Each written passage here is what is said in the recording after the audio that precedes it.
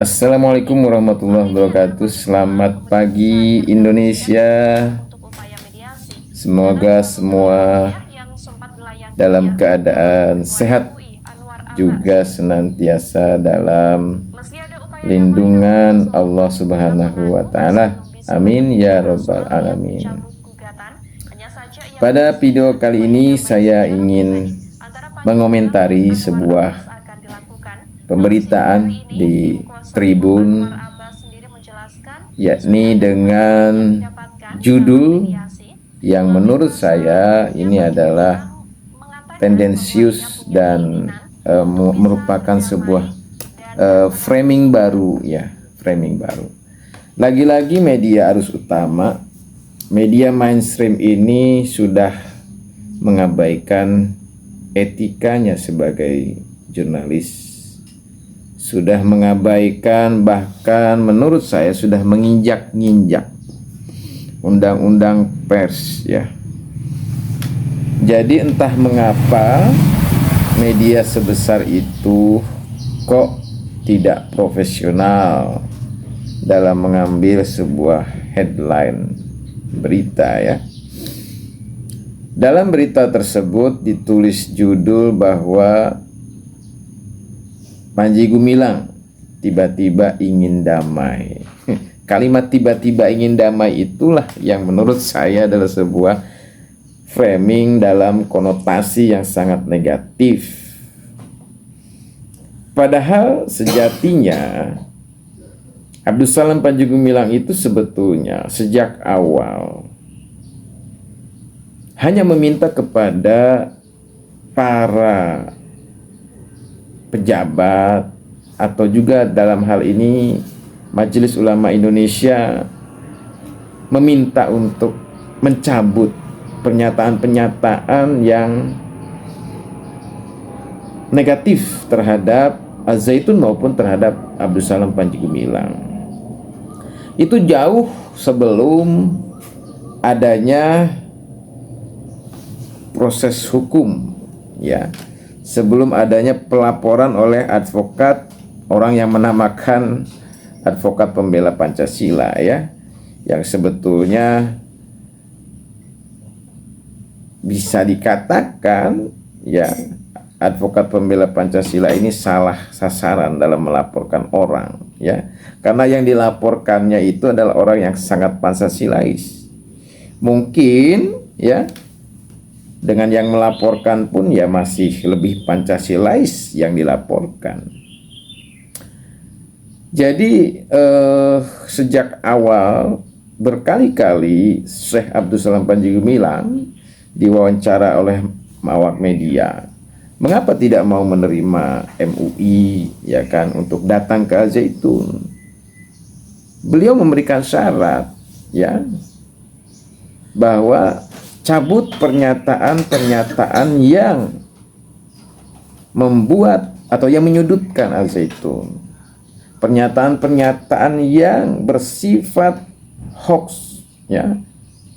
Ada beberapa pernyataan Majelis Ulama Indonesia yang memicu konflik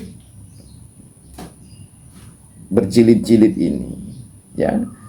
Yang pertama, pada saat Majelis Ulama Indonesia Indramayu, ya, yang mengatakan bahwa Al-Zaitun itu terdapat ajaran yang menyimpang. Sudah dimulai itu framing Al-Zaitun menyimpang. Ya, dari sholat Id itu kan, bahwa itu adalah menyimpang. Padahal setelah dikupas, jadi di satu sisi mengatakan menyimpang, di satu sisi mengatakan makruh. Makruh itu hukumnya kalau dalam Islam ya boleh dilaksanakan, ya nggak masalah juga. Sama dengan hukum merokok. Ketika kita merokok kan hukumnya makruh. Banyak orang yang merokok, gitu kan. Tidak dipermasalahkan, tidak dikatakan sesat, tidak dikatakan menyimpang dari ajaran Islam. Kan seperti itu. Yang kedua, MUI Indramayu lebih parah lagi, ya, melarang orang tua untuk menyekolahkan anaknya di Al-Zaitun. Ini kan statement-statement yang dibangun ya untuk memframing, menyudutkan Al Zaitun. Kemudian setelah itu Anwar Abbas mengatakan bahwa saya melihat video di TikTok, Panji Gumilang mengatakan saya komunis. Langsung percaya begitu saja. Padahal itu dari video potongan. Bagi masyarakat luas, ketika Majelis Ulama Indonesia mengatakan sesuatu, tentu saja akan menjadi sebuah rujukan, akan menjadi sebuah referensi untuk menyesatkan, menyudutkan kelompok lain. Maka sebenarnya ketika Majelis Ulama Indonesia itu merasa sebagai organisasi yang sangat dihormati dan didengar, dipercaya referensinya atau fatwanya, maka tidak boleh sembarang mengeluarkan pernyataan ataupun referensi. Itu tidak boleh sembarangan bicara, tidak boleh sembarang menyatakan, karena ini akan memicu konflik yang luar biasa, bahkan akan menyebabkan seseorang dipenjara, akan menyebabkan seseorang dibully, akan menyebabkan seseorang atau sekelompok orang dipersekusi. Ini sudah terjadi banyak sekali, ya, akibat fatwa, akibat pernyataan yang sembarangan itulah bangsa ini menjadi bangsa yang beringas. Mengapa? Karena yang mengatakan adalah majelis ulama, sebuah majelis, sebuah organisasi yang sangat dipercaya oleh masyarakat, terutama umat Islam. Walaupun tidak semua, ya, tidak semua juga sebetulnya umat Islam itu menempatkan MUI sebagai yang harus diikuti. Tidak semua juga. Banyak juga kok di kalangan Nahdliyin yang tidak setuju dengan adanya MUI. Kalau bagi saya pribadi, saya setuju-setuju saja. Karena hak berorganisasi, hak untuk berserikat, hak untuk berkumpul itu dijamin oleh Undang-Undang Dasar Negara kita. Namun yang tidak setuju adalah ketika sebuah ormas itu melampaui kewenangannya sebagai ormas. Sebuah ormas melampaui kewenangannya, itu yang harus dikritisi dan itu yang harus diluruskan. Tidak boleh ormas itu dianggap atau diposisikan sebagai orang atau yang menentukan nasib orang, apalagi sampai menjebloskan orang kepada ke dalam penjara.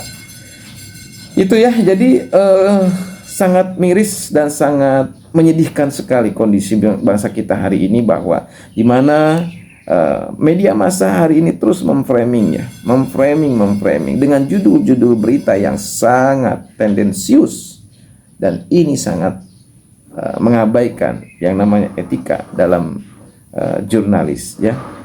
Jadi kalau dikatakan tiba-tiba ingin damai, itu salah besar, ya, salah besar.